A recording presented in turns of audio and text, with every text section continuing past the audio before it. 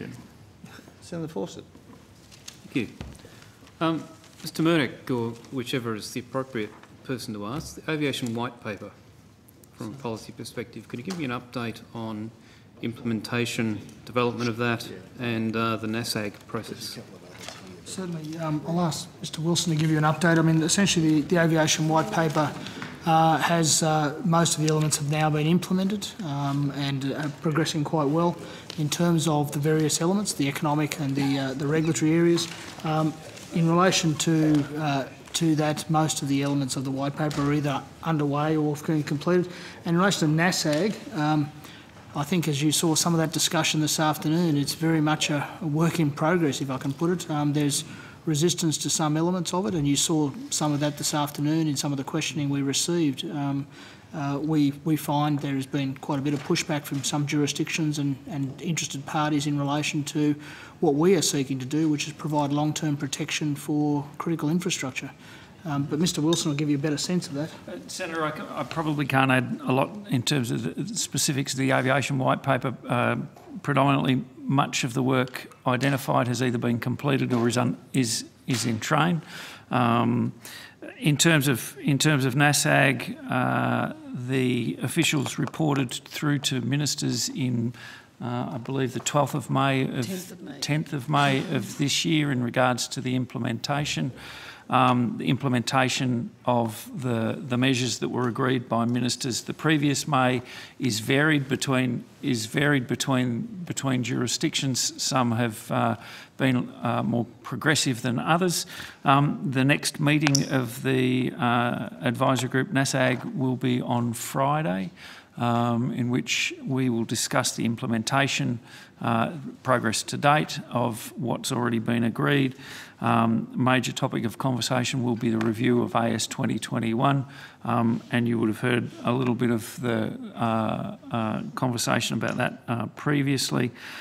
Two other issues that will be on the agenda are public safety zones and conversation about how we can take that forward at a national level, and protection of CNS and ATM infrastructure will be an update from Air Services to the members, and also with a view to how we can take that further forward. Can you talk to me, to the committee, about the regulatory side of the white paper and where that's up to, who are the stakeholders that you've engaged with? In terms of the regulatory side of, that's a comment Mr Senator, Mrdak made. There were 138, roughly 138 actions arising out of the aviation white paper, a number of which were regulatory.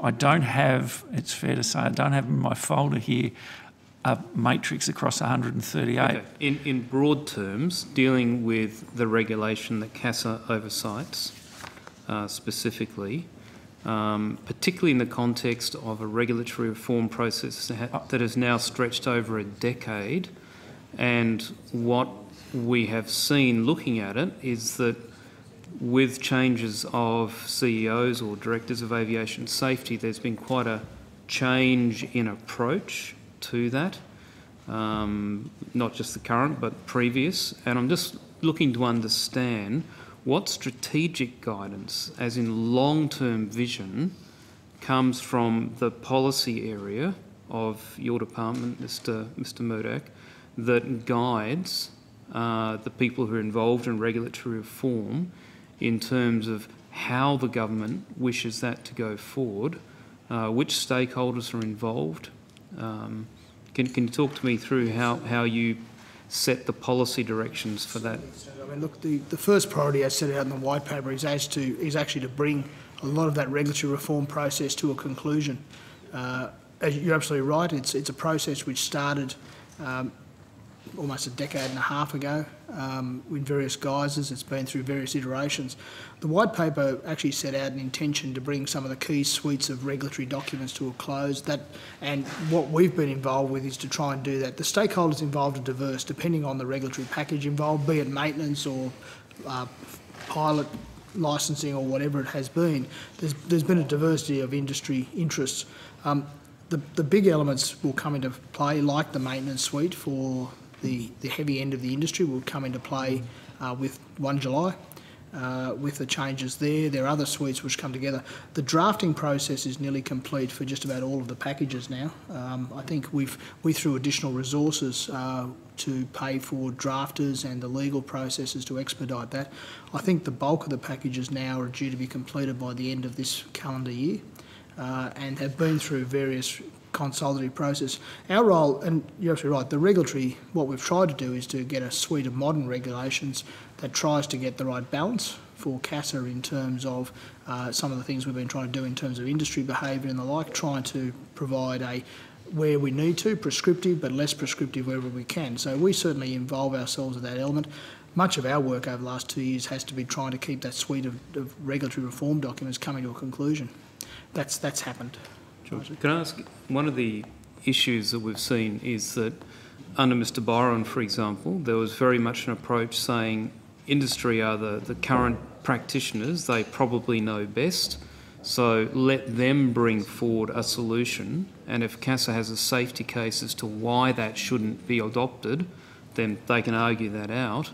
It appears now, from feedback I'm getting from industry, that focus has swung more to a we will consult, but at the end of the day, CASA will do what it sees fit. Now, that's a fairly substantial change in direction, and I'm just wondering, was that direction set by policy from your level, or was that left largely to the discretion of the Director of Aviation Safety? I think it's come largely because of, to be honest, I suspect some of the change of focus has come through the industry consultation. I certainly know in some of the regulatory suites where certain segments of the industry have sought greater certainty, including in the maintenance suite, where they're looking for much more prescription around some of the elements to end what they saw as some uncertainty for them in how the regulations will be implemented. So I think that process has come through both more so the industry feedback from certain parties about what they wanted to see in the regulatory focus, that the simple adoption of a safety management system approach in certain areas was not going to meet the needs of some levels of the industry. But the concern, though, Mr Mrdak, is that what I'm hearing from certain sections of the industry, and EMS is one, in the rotary side, and I didn't get time to confirm this with Mr McCormick today, but my understanding is that the person in CASA who is writing the regulatory reform has a general aviation fixed-wing background and a light helicopter conversion, but no experience in multi-engine IFR helicopters, no experience in the EMS industry, and yet is now trying to tell operators through that industry what their future regulations and operating standards are going to look like. And they are very unhappy with that. And so my question comes back, why has there been this change to basically have CASA dictating what's going to occur as opposed to constructively engaging with industry? And has that been a policy that has come from government, or is that something that's just evolved with changes of personality? I don't know the specifics of that particular regulatory regime, and I'm just not familiar with that level of detail, Senator. I'd have to seek advice from Mr McCormick in relation to that particular matter. But I would say it's probably more likely to be the latter. I think it's probably as evolved as the circumstances of the consultation industry views and CASA views have formed. But I can't comment on that specific example, I'm sorry. What role do you see for the board of CASA between yourself and the policy level of the department and the actions of CASA? Do you see that they should be setting strategic direction and guidance for the CEO? Very much, and that is their role. The board is there to provide advice to the Director of Aviation Safety to complement his skill set. And to provide strategic direction for the organisation. That is the role of the chair and the board members. And so have they had an active role in this issue of the emphasis and direction of regulatory reform? I couldn't comment, Senator. I certainly believe that they have been a very active board, but I don't have a level of detail in relation to specific regulatory measures to give you a comprehensive answer on that. So what level of oversight do you then exercise over the board of CASA in terms of the appointment and the performance of that group of people as a board? We certainly provide advice to the Minister in relation to the key documents the Minister deals with, corporate plan, statement of expectations, statement of intent, those types of areas. We provide advice to the Minister in those matters. We certainly provide advice to the Minister in relation to the composition of the skills of the board, and Minister will take a decision in relation to appointments. We certainly do provide advice to the Minister on how we think the organisation is travelling in terms of meeting their performance indicators.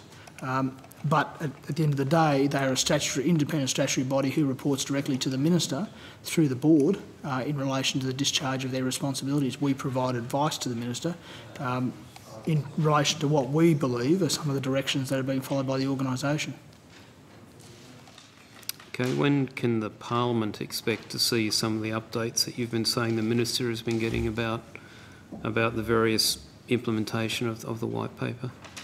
We can certainly provide you with some advice in relation to the status of the measures. They range, as I said, we've been implementing many measures, such as our approach to bilateral negotiations, right through to the suite of regulatory measures, NASAG, but there's a lot. I mean, I think today the House of Representatives had introduced legislation in relation to particular elements of protection of assets and the like. So there's been a range of legislation that's been introduced. We are well progressed in most elements of the white paper, and also the white paper.